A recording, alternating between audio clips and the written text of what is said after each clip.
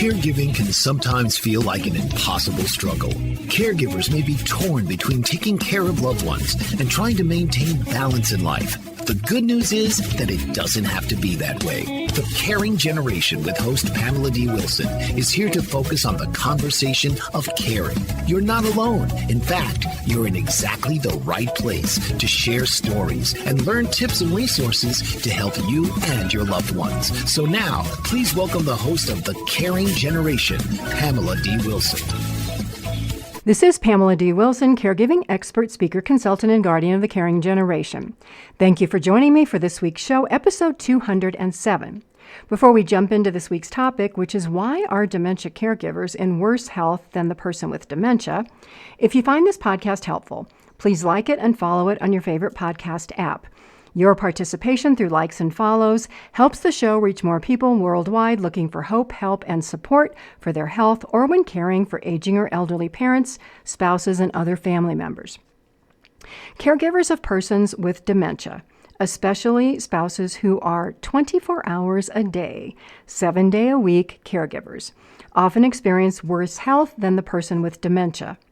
Adult children helping one aging parent care for the other often do not realize the toll that caregiving takes on their mother or father who are caring for their own parent. This is because the children are not the 24/7 caregiver.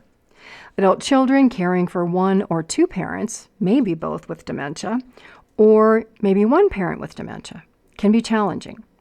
This can happen when one parent passes away. These caregivers, all caregivers of persons with dementia, can experience extreme stress and health problems. Based on my almost 25 years of experience, it's nearly impossible to understand the toll caring for a loved one with dementia or any health problem can take unless you are in a similar situation.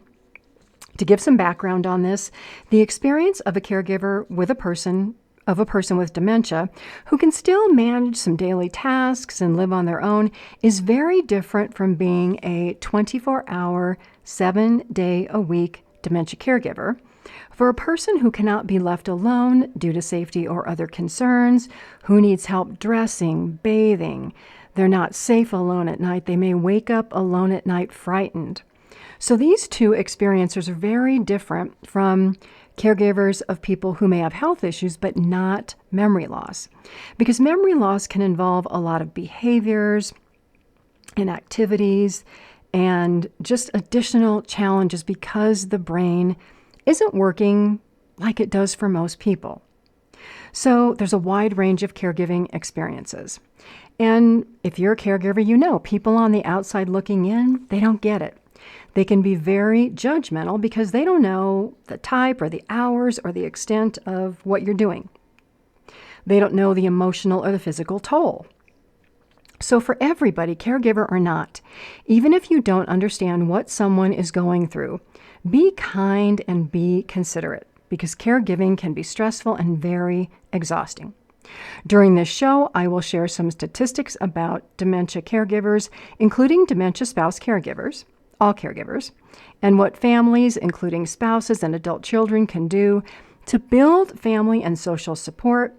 We'll talk about the loneliness of being a caregiver, blended family challenges, and eventually being that spouse who survives, and considering what you can do to advance plan for spousal caregiving, caring for aging parents, or yourself, because these can go on for a lot of years.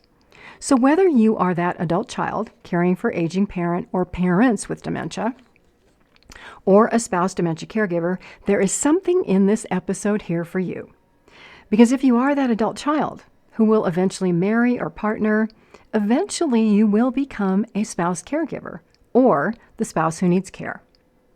Being or becoming a dementia caregiver is not easy. You spend your life with your partner or your parents, and then one day, a diagnosis of one health condition, and then maybe another, and then maybe dementia. Or maybe there's a life-affecting illness like cancer or multiple sclerosis, leukemia, or something else. If you are that dementia caregiver, you might watch your aging parents go through this. If you're a spouse caregiver, you may be watching your spouse go through this, and you may have concerns about your own health. If you're married and you're not yet a caregiver, maybe you're dreaming of a golden retirement after years of working hard, saving money, raising children, building a business, pursuing personal interests. All of that can come to a crashing halt with any health diagnosis, especially memory loss, dementia, or Alzheimer's. Spouses caring for each other during a marriage who fall into the role of that primary caregiver later in life can have a lot of worries similar to adult children caregivers. More worries add up for spouses who remarry and have biological children and stepchildren who are involved in their care.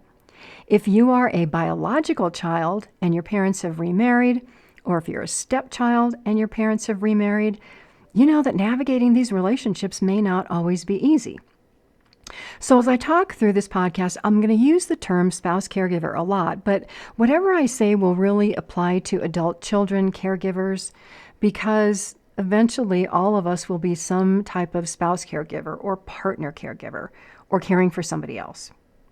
So if you're an adult child dementia caregiver, put yourself for a moment in the place of going through these experiences with your current spouse or your partner, but maybe 5 or 10 years or 20 years down the road.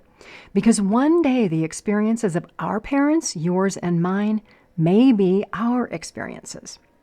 So let's start by looking at the day-to-day experiences of what it's like to be a dementia caregiver. If you are that healthy dementia caregiver, you may still work. You may be juggling your job as a caregiver for the person with dementia with your paid job from 8 to 5. So there's really no time off, no days off, because you leave your paid job and you come home to your home caregiver job because there's so much to do. So what happens is the dementia caregiver usually neglects their health and their well-being. What does all this look like? Sleep deprivation, depression, social isolation, less physical activity, weight gain, stress, physical and mental exhaustion, and a lot of worry. How do you feel when you don't get a good night's sleep? You're probably exhausted. I know I am. Imagine the effect on your mind and your body when you never get a full night's rest or you never get a mental break. This is how a full-time spouse caregiver or an adult child caregiver feels. Caregiving is exhausting. And while dementia caregivers want their spouses or aging parents to do whatever it takes to feel better and to be healthy, the caregivers don't take their own advice. You may feed your spouse or aging parent healthy food, and then you are grabbing for the sugar or the salty foods or cigarettes or alcohol to relieve caregiver stress. I get it. Dementia caregivers make sure that all of their loved ones' needs are met, and they neglect their own needs and self-care. This is just what happens. Stress accumulates over time. Health numbers like high blood pressure, cholesterol, and triglycerides and blood sugar, they may be on the rise and begin causing heart problems. Because stress affects the brain, caregivers who feel uncertain about their situation can become forgetful and experience more health issues just because of stress. Fact, spouse caregivers for a person with dementia have a 15% higher rate of having dementia themselves due to the length of time in a caregiving role and being in poorer physical health, not to mention all the stress. The vocabularies of spouse caregivers of persons with dementia decline because you use less of your mental skills in conversations with your loved ones. Your conversations become shorter sentences, simpler words to help your loved one understand. According to research from the Health and Retirement Study from 2000 to 2014, 55% of spouses are solo caregivers, meaning no help. Only 36% receive support from others, which can be their adult children, paid help, or family members or friends. Let's talk about family and social support for a minute. Being a spouse caregiver or an adult child caregiver without support can be a very lonely job. Family caregivers, adult children, and spouses of person with dementia tell me that family members and people disappear out of their lives. People who used to call and visit stop. These disappearances shrink the circle of support around family caregivers. In these situations, I always recommend that the caregiver continue to extend invitations and make time to get away with friends. Requiring a friend to always come to the home of a family caregiver may be unrealistic, especially if this isn't how the prior relationship worked. While caregiver-care receiver relationships can become a one-way street, other relationships like friendships in life usually don't work that way if they're only one way. Caregivers can't always expect other people to come visit them. And this is an aspect of life that caregivers can be a little more open-minded about. Just because you are a caregiver and your friends may love you dearly, they may not want to talk about caregiving all the time. Think about a mother with a baby or even a person with a pet and how friendship relationships change. Mothers with children spend time with mothers with children. People with pets may go walking with people with pets. They're usually not hanging around with people who don't have similar interests and lifestyles. So as a caregiver, there are two paths. Establish relationships with other caregivers where all you talk about is caregiving. Then maintain your friendships outside of caregiving that bring you back to the real world with people who have jobs, big vocabularies, life experiences that you do not currently have. For a sick spouse, maintain relationships or outside contact, that can be challenging. But today, in the day of digital communication, Zoom meetings can be great. As the caregiver spouse, you can also bring in volunteers or ask friends or people from your church or social circles to visit. In these situations, though, know that it's less what the visitor gets out of the relationship, but what they can give to their friend or the sick spouse. Some family caregivers do not feel in a position to do this because of the emotional difficulty of watching a loved one decline. I know children who don't want to go visit their parents, siblings who don't want to go visit their siblings who are older. It can be difficult to watch a loved one with dementia decline. Let's now talk about blended family challenges. Family and friend shrinkage happens from death, divorce, remarriage, people moving all over the country. Research confirms that parents with only stepchildren, meaning that one parent never had children, fare worse when they need care than parents who have biological children.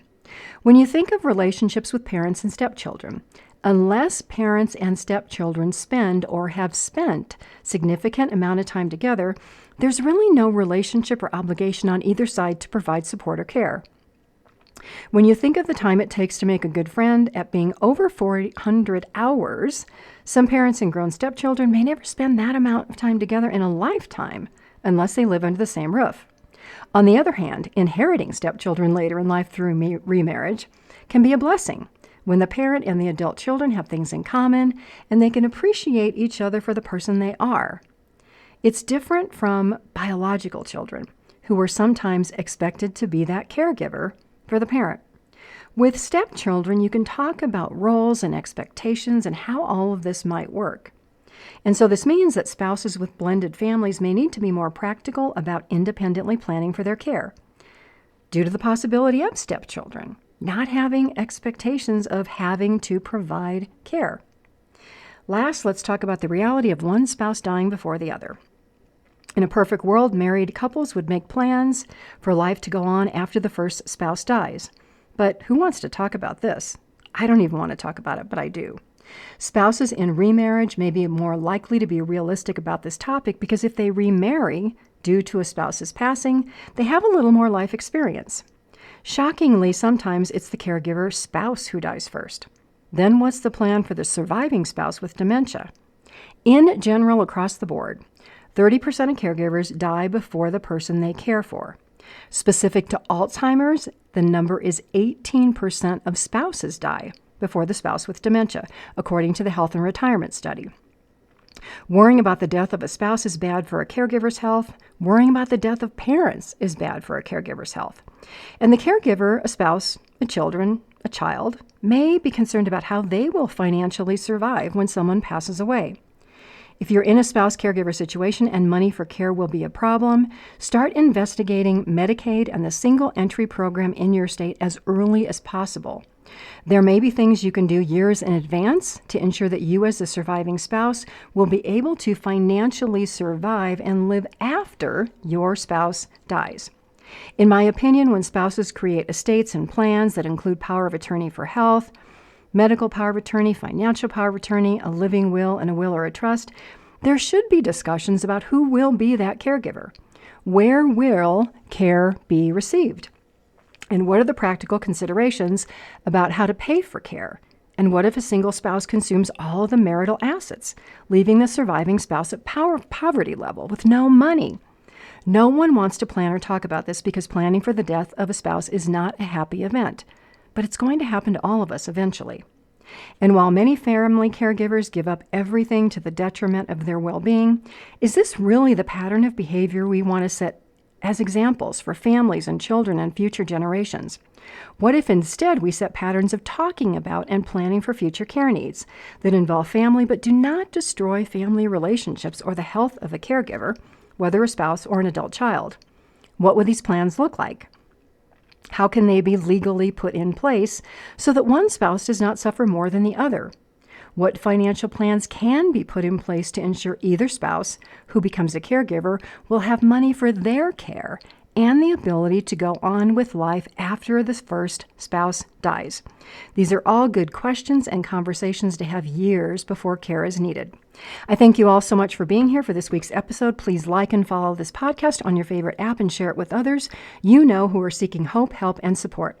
I'm Pamela D Wilson, a caregiving expert, advocate, and speaker. You're with me on The Caring Generation.